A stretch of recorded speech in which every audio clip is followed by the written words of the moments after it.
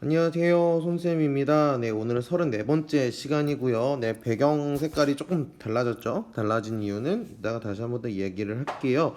네, 오늘은 여러분들이랑 두 번째, 오늘날의 동아시아 두 번째 중단원인 경제성장과 정치발전에 대해서 살펴봅니다. 그 중에서 우리는 오늘 경제성장에 대한 이야기를 나눌 예정인데요. 성취 기준 한번 보고 들어갈게요.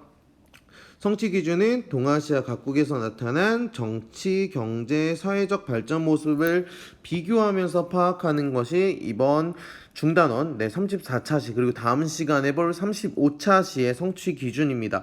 그 내용 한번 살펴보면서 오늘 수업 시작하도록 하겠습니다.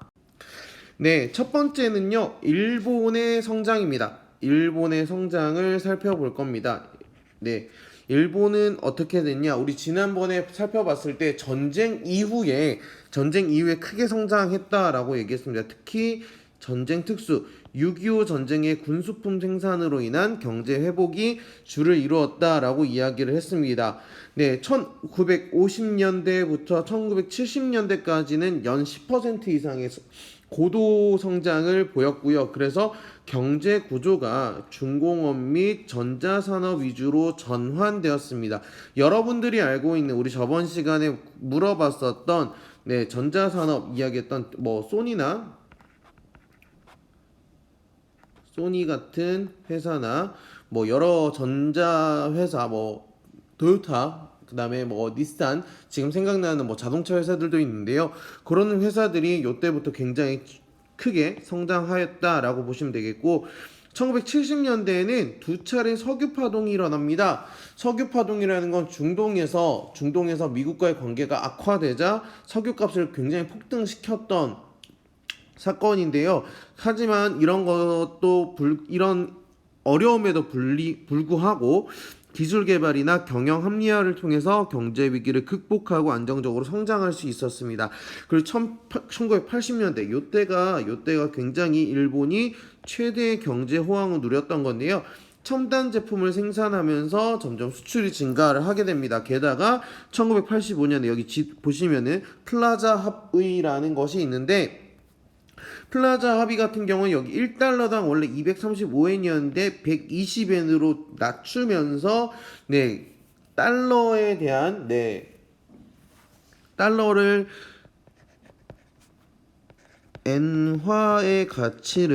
달러에 대한 엔화 가치를 굉장히 크게 성장시켰던 겁니다. 그러다 보니까 반대로 1달러가 120엔으로 줄어든다는 거는 수출을 할 때는 이득이었지만 이렇게 절상이 되면은 수출이 굉장히 어려워지죠. 왜냐하면 가치가 그만큼 떨어지게 되니까요. 이로 인해서 정부가 대신에 금리를 인하시키는 조치를 취함으로써 이 수출 기업에 대해서 좀 보조를 해주었던 거예요. 그러다 보니까 자연스럽게 이 금리가 인하되니까 쉽게 대출받아서 쉽게 주식을 사거나 부동산을 사는 등 그래서 주가나 부동산 가격이 굉장히 크게 올라가는 이른바 거품 경제가 형성이 됩니다. 여기 나와 있는 거품 경제 1990년대. 그러다 보니 갑자기 이제 주가나 부동산 가격이 폭락하니까 거품 경제가 불안해지고 장기적인 불황으로 시작되는 거죠. 여기 나와 있는 지도가 아니라 그래프 꼭 여러분 살펴봐 주시길 부탁드립니다. 넘어갈게요.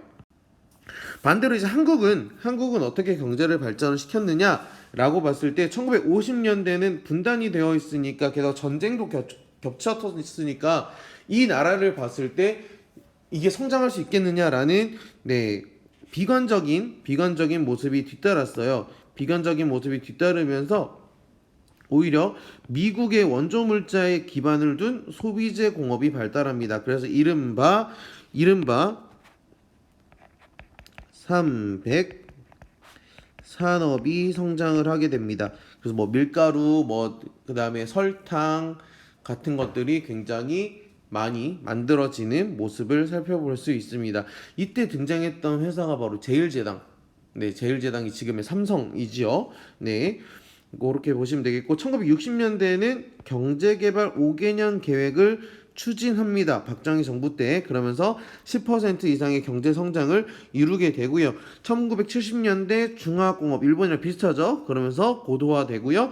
근데 1980년대에는 삼저 호황 유가가 떨어지고 달러 금리 같은 것들이 낮아지면서 경제 성장이 크게 됩니다. 하지만 1990년대 들어와서 외환위기, 1997년에 IMF 외환위기를 겪게 되면서 구조조정 같은 것들이 이루어지고 이것들을 2002년, 2003년에 극복을 하면서 제도학의 발판을 마련해 간다. 여기 1997년의 외환위기 꼭 살펴보시고 기억해 주시길 바라겠습니다. 넘어갈게요.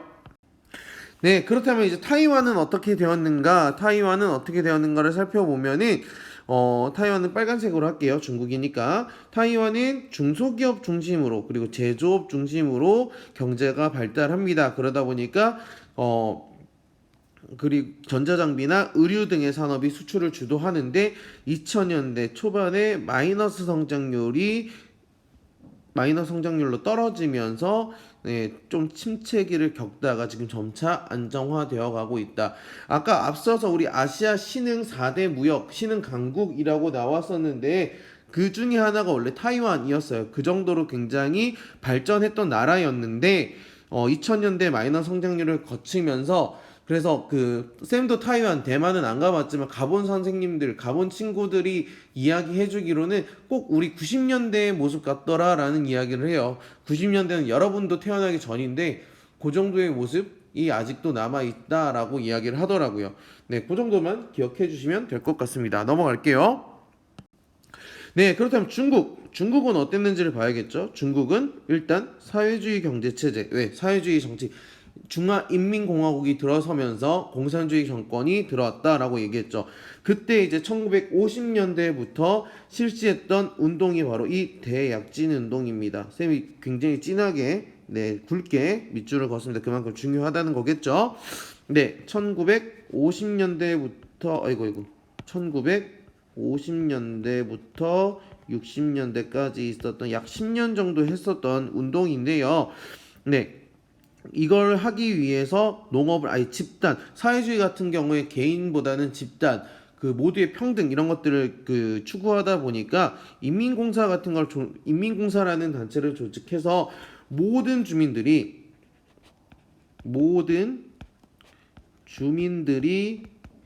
집단 생활을 할 수 있는 구조를 만듭니다. 집단 생활을 할 수 있는 구조를 만들어 버려요. 그러면서 거의 1960년대에 들어와서는 거의 인민공사 가입 비율이 거의 90% 이상이 되는 모습을 볼 수 있습니다. 네, 그러면서 철강 생산에 모든 노동력을 동원을 하죠. 왜? 철 가지고 중화학 공업을 육성시켜야 된다라는 생각에. 하지만 농민들이 불만을 갖게 되고 뭐 집단 생활하다 보니까 내가 안 해도 다른 사람들이 하겠지라는 근로 의욕이 굉장히 감소할 수밖에 없어요.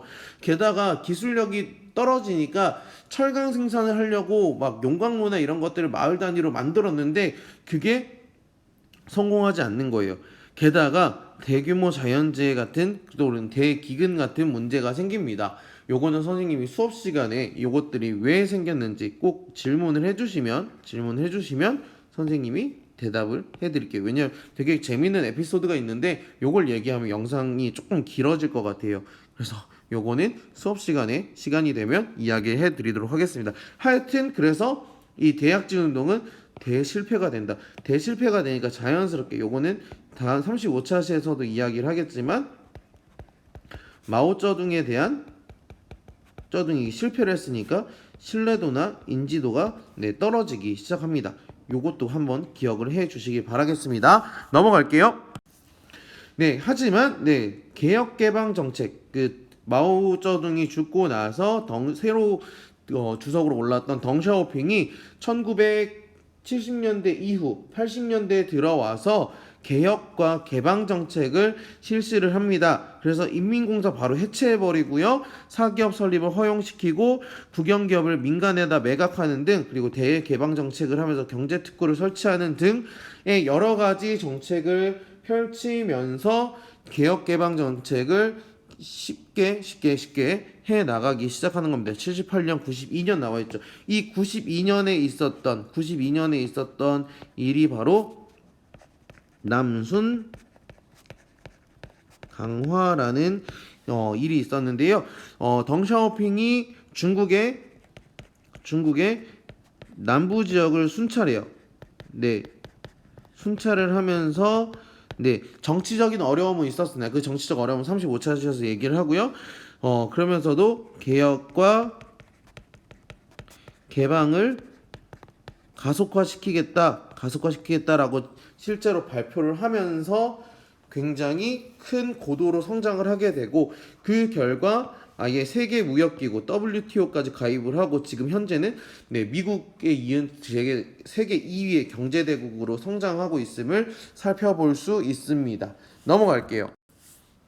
네, 그렇다면 북한은 어떻게 됐는가를 살펴볼 텐데 북한도 사회주의 경제 체제죠. 사회주의 경제 체제인데 실제로 1950년대까지만 하더라도 60년대까지만 하더라도 우리나라보다 경제 규모가 훨씬 더 좋았다고 해요. 하지만 우리는 1960년대에 경제개발 5개년 정책을 실시하고 하지만 1970년대 북한은 그때부터 침체가 본격화되면서 1980년대 중반에 하병법이라는 것을 제정합니다. 약간 그 중국의 개혁개방 정책이랑 비슷하다라고 보시면 되겠습니다. 그러면서 아예 여기 나와 있는 하병의 기본이라는 하병법 일부를 살펴보면은 당사자가 다른 나라가 출자한 재산이나 기업 운영의 소득을 법적으로 보호해주는, 그래서 우리나라에 북한에 투자를 해주세요라고 하는 법을 제정을 합니다.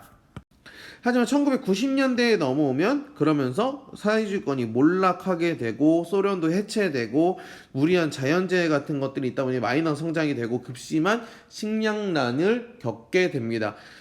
그러면서 굉장히 그 남한의 원조를 받거나 주변국의 원조를 받는 도움을 받는 그런 모습을 볼 수도 있습니다.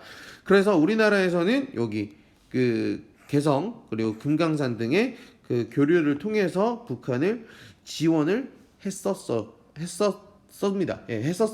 하지만 지금은 2016년 이후로 이게 경제 교류가 중단되어 있는 상황입니다라고 여러분들한테 말씀드릴 수 있겠네요.